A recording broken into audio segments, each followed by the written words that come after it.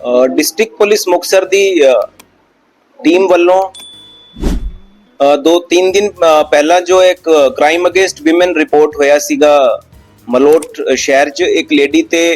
Brutal attack होया C sharp as weapon ते police ने प्रॉम्प्टली एक्शन लेंदे हुए मौके ते वेरीफाई कीता ते सारे मामले नूं गंभीरता दे नाल लेंदे हुए DSP Malout in direct supervision of SPD multiple teams जो है इस मैटर ते ਉਹਨਾਂ ਨੂੰ ਟਾਸਕ ਕੀਤਾ ਗਿਆ ਉਸ ਚ ਜੋ ਸਸਪੈਕਟ ਸੀਗੇ ਉਸ ਦੇ ਫੋਲੋ ਅਪ ਕਰਨਾ ਉਸ ਨੂੰ ਸਸਪੈਕਟ ਨੂੰ ਪਹਿਲਾਂ ਆਇਡੈਂਟੀਫਾਈ ਕੀਤਾ ਗਿਆ ਔਰ ਜੋ ਵਿਕਟਿਮ ਸੀਗੀ ਲੇਡੀ ਦਾ ਨਾਮ ਹੈ ਅਮੀਸ਼ਾ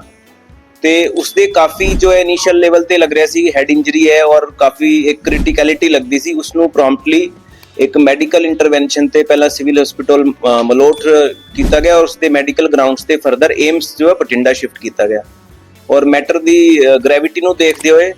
मल्टीपल टीम्स ने इसने शुरू ते ही काम सीरियसली करके जो तीनों स्टेट्स ते जो लगता सी कि सस्पैक्ट जा सकता है क्योंकि मलोट दे एडजॉइनिंग हरियाणा का भी फिर आगे फर्दर राजस्थान का भी एरिया पै जाता है ईवन इस साइड जो इधर बेसिकली पिछों फाजिलका का ये रहने वाला है अक्यूज्ड तो अक्यूज्ड जो आइडेंटिफाई होया इसका नाम है रोहित बाटला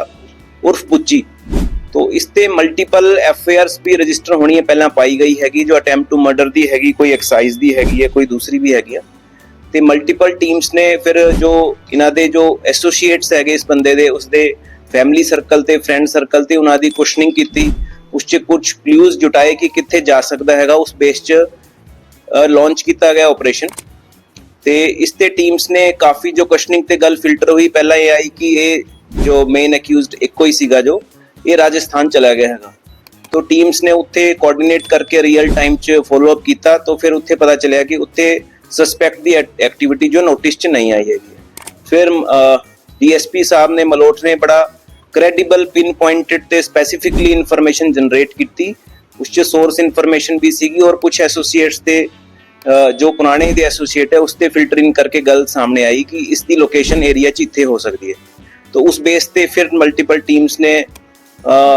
उसनू एप्रीहेंड करन नू अगे फर्दर कार्रवाई की तो एक स्पॉट ते जब इसनू स्पॉट किया गया तो फिर ने भजन की कोशिश की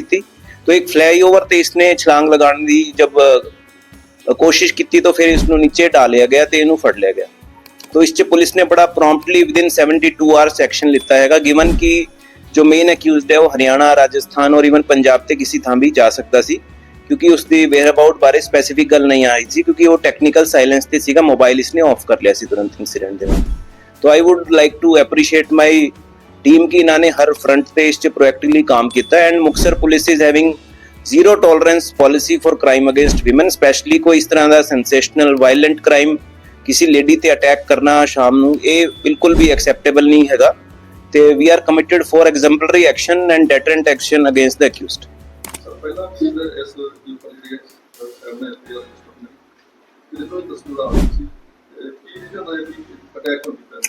जो हाले तक तफ्तीश ते गल सामने आई है चूंकि विक्टिम जो है हॉस्पिटलाइज है बट फिर भी जो इनिशियल इन्वेस्टिगेशन ते गल आई इसकी पर्सनल ग्रज सीगा किसी गल नूं लैके इसके पड़ोस च कोई लेडी नूं लैके इसकी कोई गल सीगी तो वो पर्सनल ग्रज वाली और पर्सनल एनिमिटी वाली गल ही सामने आई है कि कोई जनरल ते जो एक की शाम नूं कोई लोकी जो निकलते उस तरह की गल नहीं है पर्सनल ग्रज वाली गल सामने आई है हाले बाकी फिर भी लेडी ते जब प्रॉपरली पुछगिछ ते कोई गल सामने आएगी उसनों भी कोरोबरेट करके आगे कार्रवाई ਅਸੀਂ ਫੈਕਟਰ ਨਹੀਂ ਸਕਦੇ ਇੱਕ ਰੋਹਿਤ ਪਟਨਾ ਨੇ ਸੋਸ਼ਲ ਮੀਡੀਆ ਤੇ ਵੀ ਫੇਸਬੁੱਕ ਤੇ ਪਾਇਆ ਸੀ ਇਹਨੇ ਜਿਹੜਾ ਕਿਸੇ ਘਟਨਾ ਨੂੰ ਲੈ ਕੇ ਇਹ ਇਹਨਾਂ ਉਸ ਤੋਂ ਬਾਅਦ ਹੀ ਪਾਇਆ ਸੀ ਕਿ ਫੋਨ ਬੰਦ ਕਰ ਕੋਈ ਹੋਰ ਚਲਾ ਰਿਹਾ ਹੈ ਕਿਸੇ ਤਰ੍ਹਾਂ नहीं देखो वो जो सोशल मीडिया इंटरफेस है ना वो मैटर ऑफ इन्वेस्टिगेशन है कोई भी ਇਹੋ ਜਿਹੀ चीज़ हैगी है वो देखो किसी के नाम पे कोई पेज चल रहा है उस कौन कंटेंट वही पा रहा है कोई होर पा रहा है that is a matter of investigation we will factor in कोई भी गलत तफ्तीश ते आएगी तो नहीं ये वाला जो मैटर है ना ये तो देखो स्टैंड अलोन पर्सनल ग्रज वाला ही हैगा इस च कोई सिस्टमाइज कोई गैंगस्टर वाला एंगल इस केस ते हाले तक सरफेस नहीं होया but still it's a matter of investigation कोई भी ਇਹੋ ਜਿਹੀ ਗੱਲ कोई लिंक आंदी हैगी किसी मैटर ते तो we will proceed as per law और जो भी तफ्तीश ते गल आएगी नहीं I am strongly for exemplary action against such kind of criminal की जो कोई अक्यूज इस तरह का वायलेंट क्राइम करने की कोशिश कर दे ਉਹਨਾਂ ਦੇ ਤੁਰੰਤ ਕਾਰਵਾਈ ਹੋਏਗੀ ਔਰ ਸਟ੍ਰਿਕਟੈਸਟ ਆਫ ਲਾਅ ਦਾ ਜੋ ਹੈ ਉਸ 'ਚ ਕਾਰਵਾਈ ਹੋਏਗੀ। ਦੋਸ਼ੀ ਦੇ ਪਹਿਲਾਂ ਵਾਲੇ ਕੇਸਾਂ ਦਾ ਸਟੇਟਸ ਕੀ ਹੈ? ਅੱਛਾ ਜਿਹੜੇ ਦੇ ਪਹਿਲਾਂ ਵਾਲੇ ਕੇਸ ਹਨ ਉਹਨਾਂ ਦਾ ਸਟੇਟਸ ਕੀ ਹੈ? नहीं वो ये वक्त पुराने केसेस है over a period of time ना, तो वो तो एक सेपरेट मैटर हैगा। वो मैटर ऑफ रिकॉर्ड दस्या गया कि इसकी क्रिमिनल हिस्ट्री बंदे दी हैगी है। ਜਿਹੜਾ ਜਵਾਨ ਕੇਸ हाँ जी हाँ जी। एक दूसरा ना एक कल स्टेट लेवल ते मानयोग डीजीपी पंजाब वालों स्टेट लेवल ते लॉन्च किया है जो सेंट्रलाइज्ड एक नंबर हैगा 1800 330 1100। तो कोई भी रेजिडेंट है, कोई भी ऑर्गेनाइज्ड क्राइम ते गैंगस्टर रिलेटेड कोई भी इंफॉर्मेशन देना चाहता है तो इस टोल फ्री नंबर ते शेयर कर सकता है। तो उसकी आइडेंटिटी 100%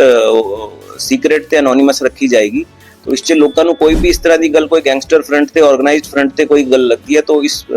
टोल फ्री ते शेयर कर सकते हैं। तो उस च भी तुरंत जो है वेरीफाई करके आगे कार्रवाई पुलिस वालों की जाएगी। ਸਰ ਇਸ ਤੋਂ ਐਕਸਟਰਾ ਜਿਹੜਾ ਹੈ ਪੰਜਾਬ ਦੇ ਵਿੱਚ ਦੇਖੋ ਜੀ 2-3 ਜਾਨ ਮੋਟਰਸਾਈਕਲ ਤੇ ਖੜੇ ਹੁੰਦੇ ਔਰ ਸਭ ਦੇ ਨੂੰ ਕਵਰ ਹੁੰਦੇ। नहीं देखो we have been very proactive in so far as कि जो इवनिंग च नाइट पेट्रोल शाम ਨੂੰ पेट्रोलिंग टीम्स भी होंदी है इवन नाइट टाइम ਤੇ खासकर जो 8 ਤੋਂ 10 वाला टाइम ਹੁੰਦਾ है तो वो पेट्रोलिंग कंपोनेंट भी है, डोमिनेशन कंपोनेंट भी है, ऑफिसर्स भी SHOs भी फील्ड ਚ ਹੁੰਦੇ ਹੈ। जो इंडिविजुअल कोई इंसिडेंट कोई किसी का पर्सनल ग्रज कोई चीज होंदी ना वो तो मैटर तफ्तीश ਤੇ ਹੀ ਗੱਲ ਪਤਾ ਚੱਲਦੀ but still as a matter of sense of security और सेफ्टी ਅਸੀਂ ਇਸ ਨੂੰ ਵੀ ਹੋਰ ਇੰਪਰੂਵ ਕਰ ਰਹੇ ਹਾਂ, ਬੈਟਰ ਕਰ ਰਹੇ ਹਾਂ। ਤੇ ਪੁਲਿਸ ਡਿਪਲੋਇਮੈਂਟ ਜੋ ਹੈ ਖਾਸਕਰ ਕਸਬਿਆਂ 'ਚ ਮੁਕਤਸਰ 'ਚ ਗਿੱਦੜਬਾਹ 'ਚ ਮਲੋਟ ਤੇ ਉਹ ਪਿਛਲੇ 4 दिन ਤੋਂ ਇੰਪਰੋਵਾਈਜ਼ ਕੀਤੀ ਹੈ। ਇਹ ਫਰਦਰ ਦੁਸ਼ਹਿਰੇ ਤੱਕ ਔਰ ਫਿਰ ਅੱਗੇ ਜੋ ਫੈਸਟਿਵ ਸੀਜ਼ਨ ਦੀਵਾਲੀ ਤੱਕ ਵੀ ਹੈ ਉਸ ਨੂੰ ਸਟਰੈਂਥਨ ਕਰਕੇ ਤੇ ਉਸ ਤੇ ਪ੍ਰੋਪਰ ਡਿਪਲੋਇਮੈਂਟ ਕੀਤੀ ਜਾਏਗੀ।